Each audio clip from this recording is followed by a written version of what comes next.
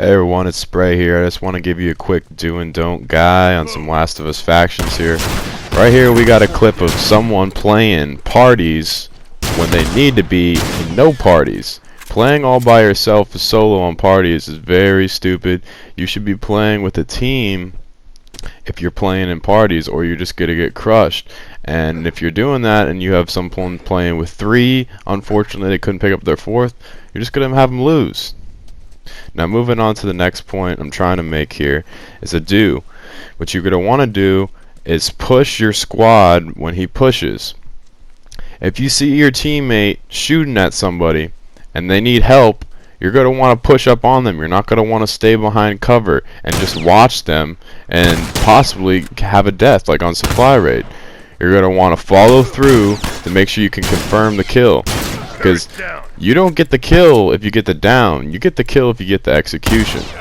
Downs don't count at the end of the day. Executions do. Remember that. Learn it. Alright. The next is going to be a don't. What you're not going to want to do here is you're not going to want to go for a shiv if that means you're going to die. I see people in factions all the time. They're going to be going for shivs while there's a full team in there. Why are you going to go for a shiv if you know you're going to die? It's trading one for one. There's no point for this. If you're going to die and there's a group of people around and you're only going to get one kill from the shiv, why would you go for the shiv? Don't go for the shiv. Throw a Molotov. That's what you're going to want to do. Smoke, throw a Molotov, you'll get more kills and you'll still be alive. And you'll keep your teammates happy because you won't die. Alright, now moving on to my next point I'm trying to make. So what it's a do, you're going to want to confirm kills on supply raid with executions. Now, as I said prior, downs are great and all. It's great if I have someone on my team getting 10 downs, but if they only have 2 executions, that means their teammates getting revived. So please make sure you're getting the execution, either special execution or just executions. Execute, please. Learn it. Now listen, what you're going to want to do is you're going to want to be using some strategy. This is chess. This is not checkers. This is not Call of Duty. You're not going to just run in blindly to every situation. You're going to need to be doing some listening mode. You're going to need to be strategizing with your team and just not just being random. You're going to have to think it out, think what you're going to do before you get into the engagement of the gunfight. Now, what we're doing right here is we're setting up a scenario and where it's very annoying for experienced players that are trying to collect parts. So we'll have enough parts for either unlocking the unlock box for interrogation or for parts for supply raid for the last alive, your final life. Now, you get a great amount of bonus points for getting your special execution.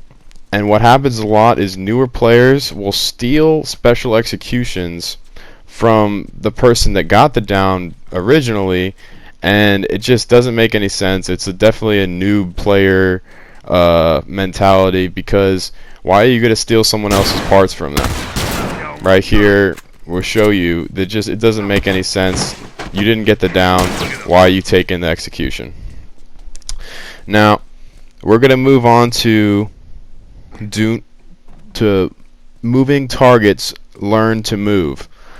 Now listen, in this game there's a way of moving. You can't be staying still. That's how you get shot in gunfights. What you're going to want to be doing is moving as much as possible. Shoulder swapping, ducking, diving, crouching. You don't want to be a sitting duck in the gunfight. That's how you're going to get stuck. You know, someone's going to start shooting you and you won't be able to get out of it if it's a variable rifle, or if it's a burst rifle. You're going to be locked in that animation. The more you move, the better. This mobility is very key. And notice how he is reviving really quick. He's healing his health up.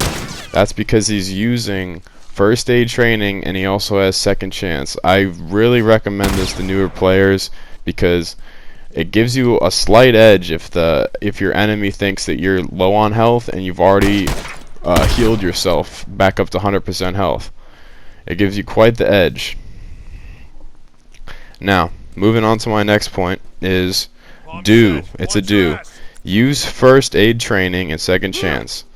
Like I just said, this is what I recommend to most players because it'll catch more experienced players off guard because they think they can push you forward because you have low health.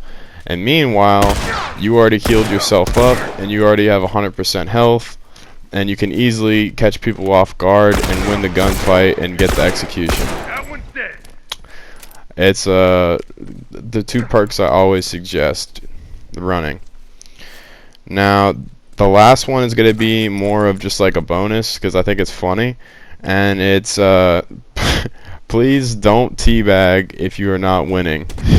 I know it sounds funny, but it's so true. I see players all the time. They'll be going 2 and 5, and then when they get it down on you because they're low on ammo, they go for a teabag, and it's like, you know, my team's destroying y'all, and you're gonna teabag over me running out of ammo. I just think it's so hilarious. But that's about all, guys. I'm gonna wrap up here. This is just the last of spray. Peace.